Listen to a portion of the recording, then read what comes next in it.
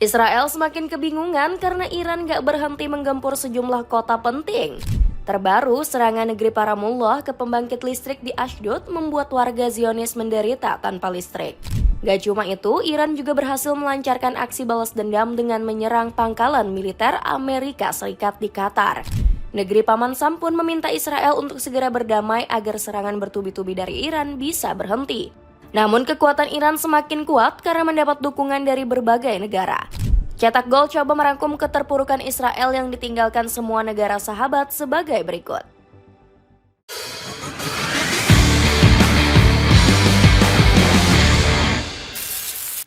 Serangan agresif Iran hancurkan separuh Israel. Iran masih belum berhenti melancarkan serangan besarnya ke Israel. Baru-baru ini negeri Persia bikin geger penduduk Zionis dengan ratusan roket yang mengudara di langit Tel Aviv. Pembangkit listrik di kawasan Ashdod dan Ashkelon hancur lebur akibat serangan rudal tersebut. Dentuman ledakan roket cukup besar bahkan terdengar hingga pusat kota Tel Aviv. Hasilnya, warga Israel harus hidup dalam kondisi gelap gulita tanpa dialiri listrik. Penduduk Zionis bahkan dibuat makin ketakutan karena kekuatan mereka berhasil dipreteli Iran. Pasalnya, Iran dilaporkan sukses menggempur pangkalan militer di wilayah Safed. Belum lagi sejumlah bangunan penting di Tel Aviv dan Ashdod ikut dihanguskan hujan rudal negeri Persia. Hasilnya sebanyak 86 orang terluka akibat serangan Iran ke berbagai wilayah di Israel.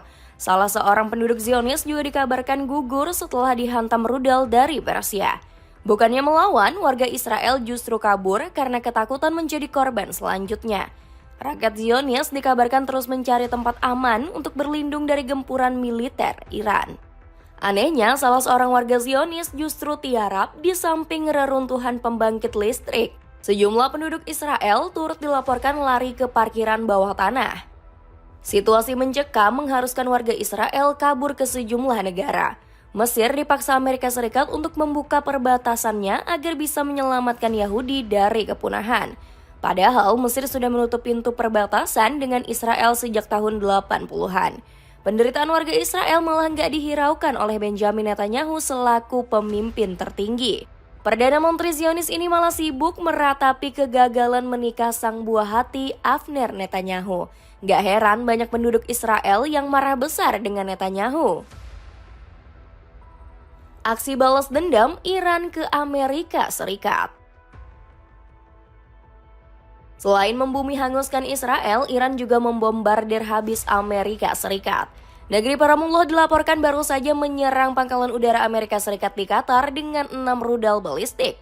Menanggapi tindakan kurang ajar Amerika Serikat terhadap situs nuklir Iran, Angkatan Bersenjata Iran menyerang pangkalan udara Amerika Serikat di Al-Udeid, Qatar. Tulis Dewan Keamanan Nasional Iran. Akibat serangan ini, Amerika Serikat langsung pusing 7 keliling. Pasalnya, pangkalan Al-Udeid merupakan situs militer terbesar Paman Sam di Timur Tengah. Kawasan tersebut dihuni lebih dari 10.000 prajurit Amerika Serikat.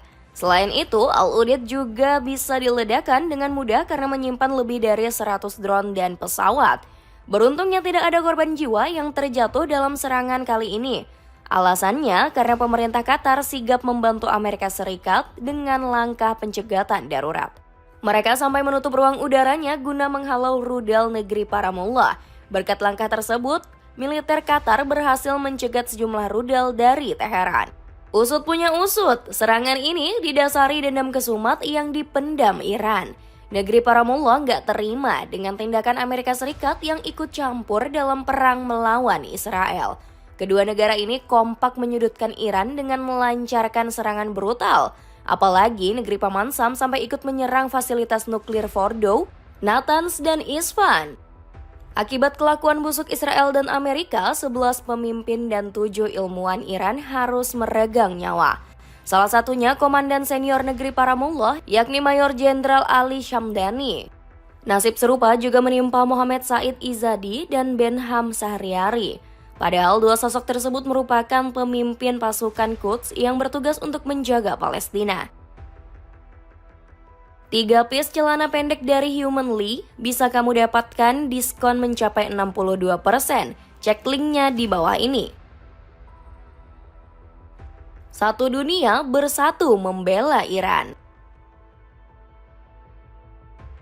Serangan dadakan Iran ke pangkalan udara Al-Udeid mendapat simpati dari sejumlah negara.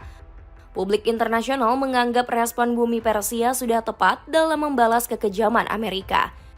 Buktinya, warga Eropa mulai turun ke jalan demi memprotes kebijakan lawak Donald Trump. Sebut saja warga Jerman yang berunjuk rasa menentang kekejian Israel dan Amerika. Rakyat Paman Sam sendiri juga ikut turun ke jalan menyemprot aksi gila Trump di Iran. Mereka melakukan unjuk rasa di depan Gedung Putih menuntut sang presiden untuk berhenti. Swedia, Slovenia, Latvia hingga Slowakia ikut mengecam Paman Sam karena telah menyerang Iran. Erdogan juga mempermasalahkan Amerika yang menyabotase upaya nuklir damai Iran. Berikutnya ada Spanyol yang ikut mendesak Uni Eropa membatalkan perjanjian dengan Zionis. Sekutu Iran yakni Korea Utara juga bakal membantu negeri para mullah untuk melawan Amerika. Republik Rakyat Demokratik Korea mengecam keras serangan terhadap Iran oleh Amerika Serikat yang sangat melanggar piagam PBB sehubungan dengan kedaulatan. Bunyi pernyataan Kementerian Luar Negeri Korea Utara. Sementara itu, China ikut membantu Iran di forum PBB dengan mengajukan resolusi gencatan senjata.